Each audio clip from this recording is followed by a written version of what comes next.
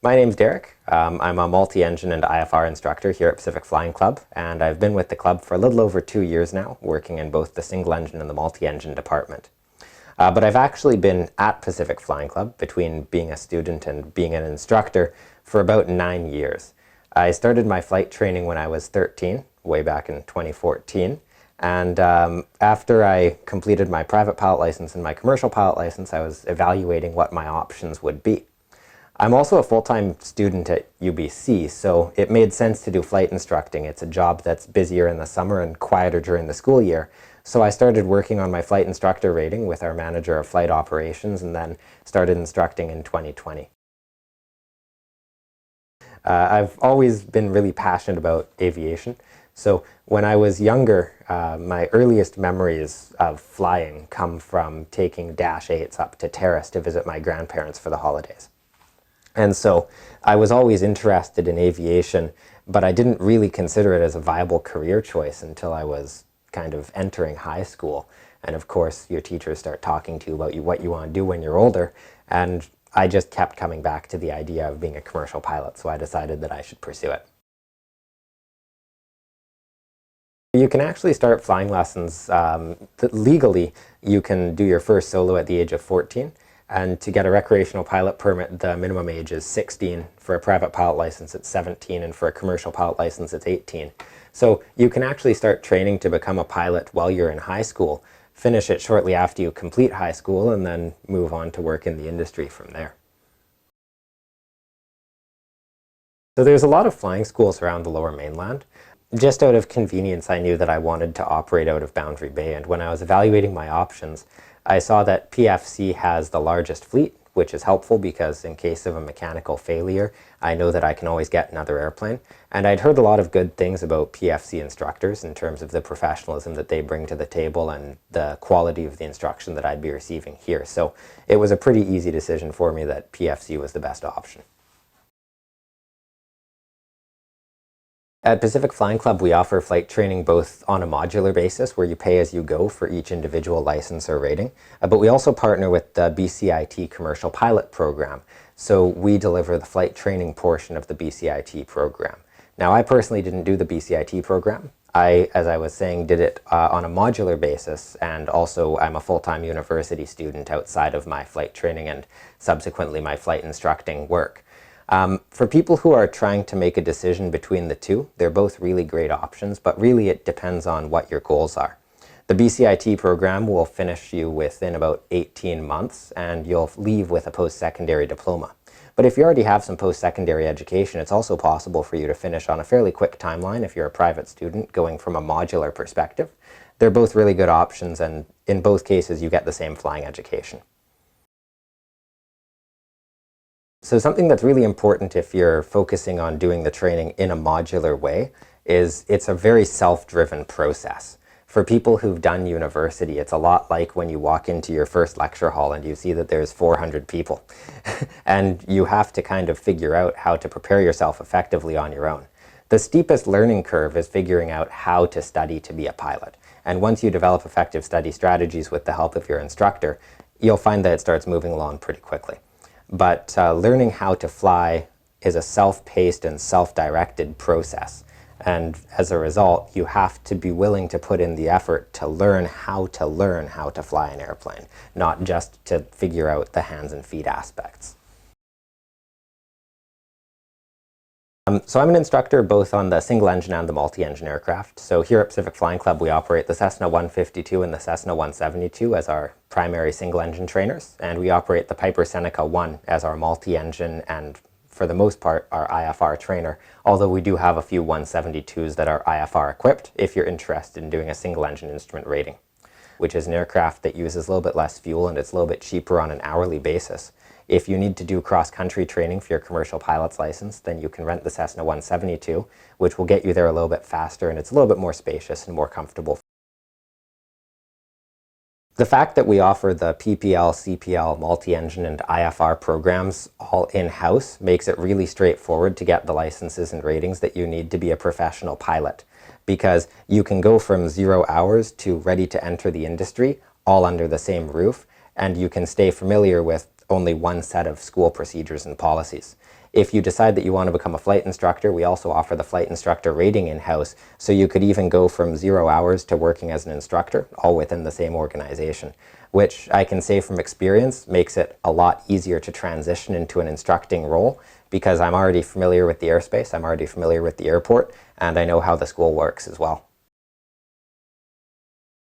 One of the advantages of Pacific Flying Club is that we have quite a few simulator options available for our students. For private pilot students, they usually use our Redbird sim with full motion capability. But if you're moving on to the multi-engine and instrument rating, and even for some private pilot students if they choose to, you can also use our ALSIM ALX or ALSIM 250. The ALSIM 250 is usually used for IFR training. It's best used when configured for a multi-engine piston aircraft. You can also use the ALSIM ALX in a turboprop or turbofan configuration. So it can operate anything from PPL training all the way up to 2 crew training for a complex airplane. And our simulator options are something that really sets us apart from other schools. When I was earlier on in my training doing my multi-engine rating, my pilot examiner said something that really stuck with me. And it was that as pilots, we are very reliant on our maintenance teams to tell us when something's right or wrong.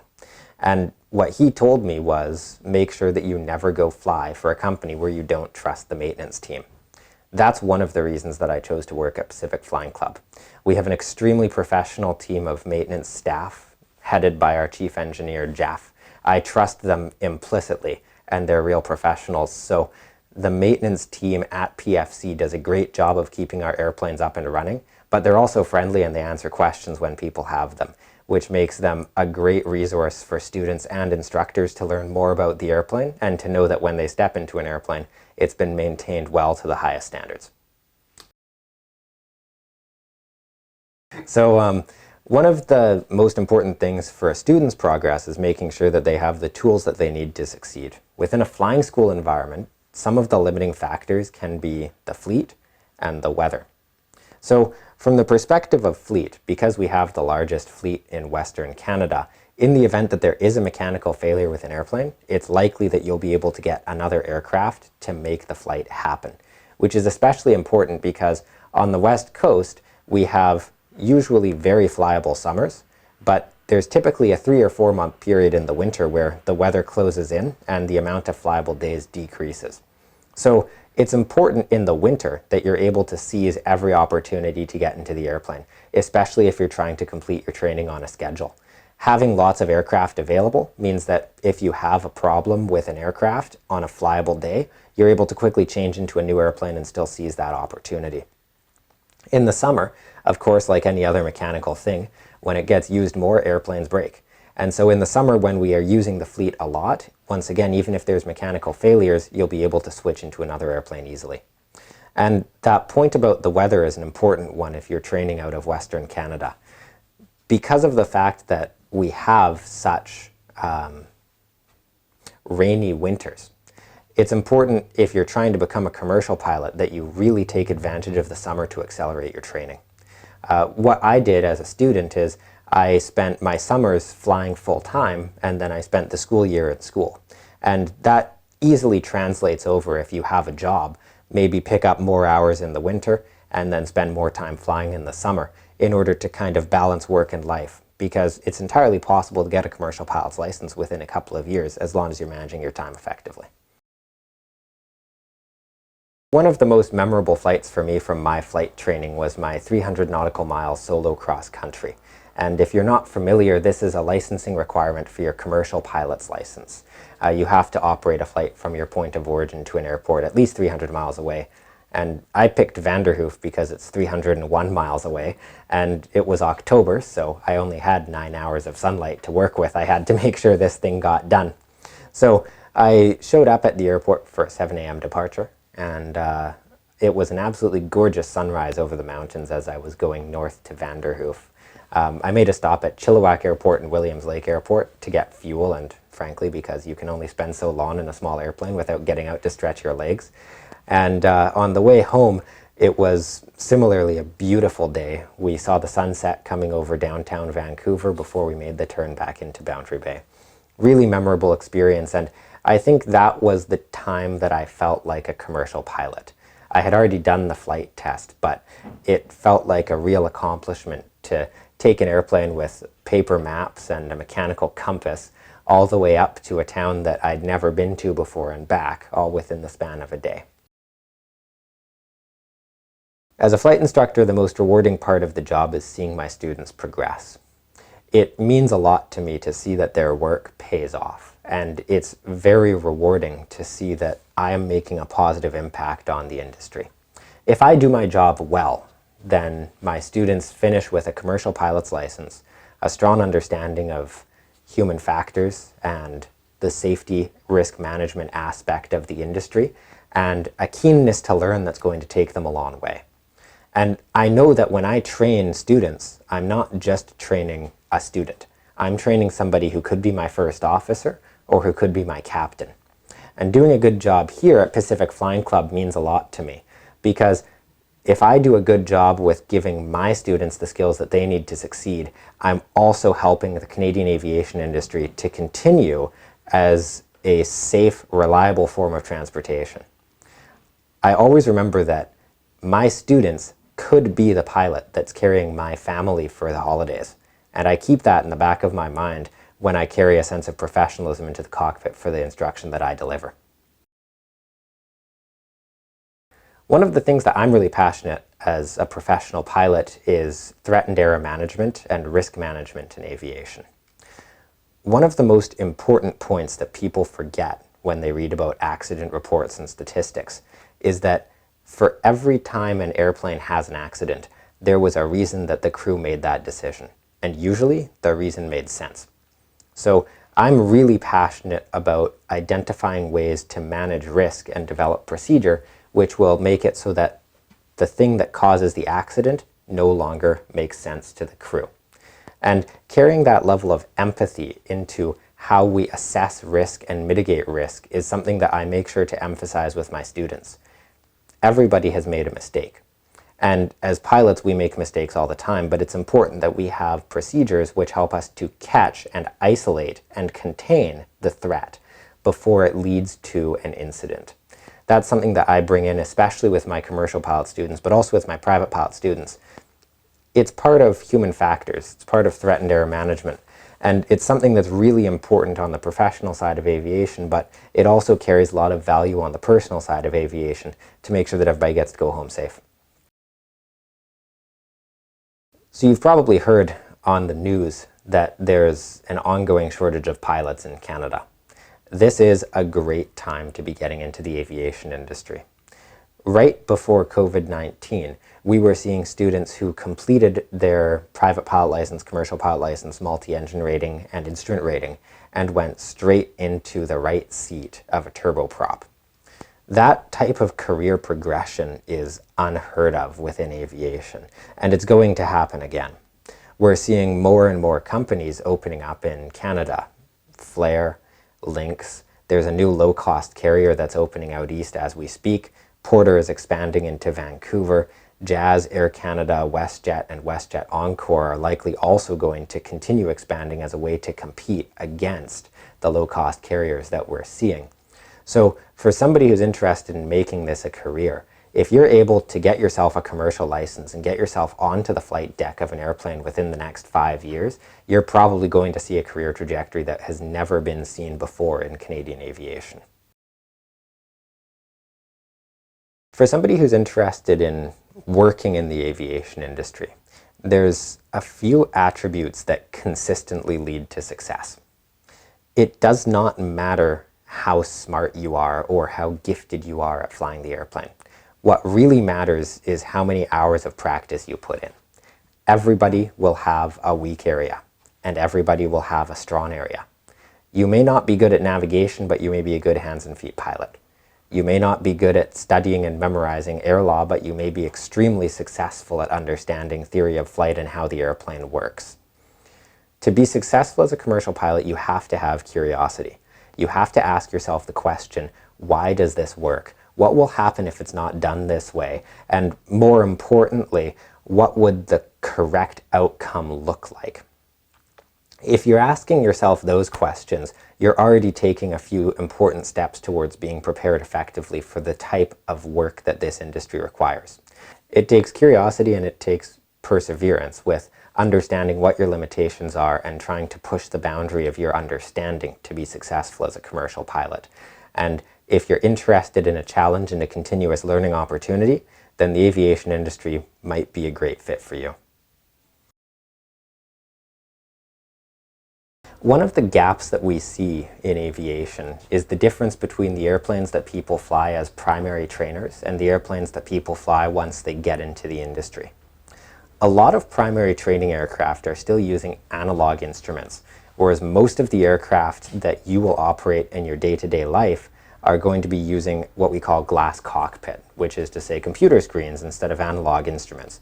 Think about the difference between an old car that had all buttons and switches on the inside versus a new car like a Tesla that has just a big iPad screen in front of you. So Pacific Flying Club has done a really good job of responding to the changing environment that pilots are going to be walking into.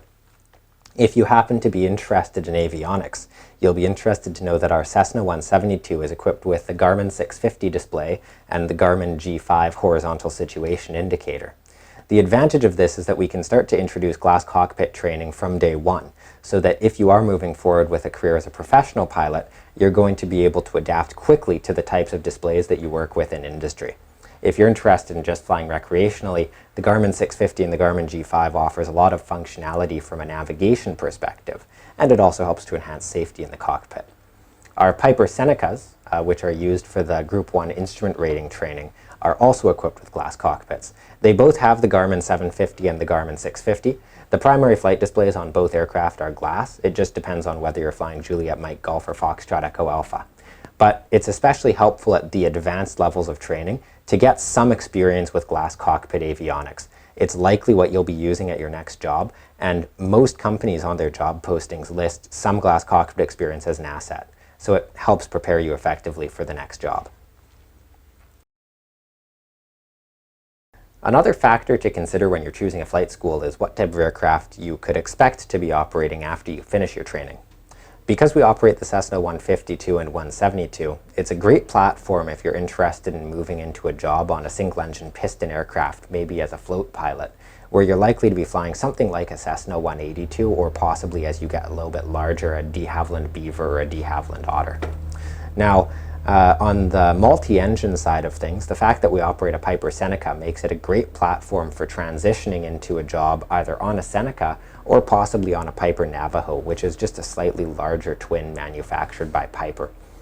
The fact that our aircraft have some similarity to other aircraft which are being used in industry means that the experience you get at Pacific Flying Club could be incredibly relevant to your next employer if they operate an aircraft from the same family or if they operate an aircraft that has similar layout.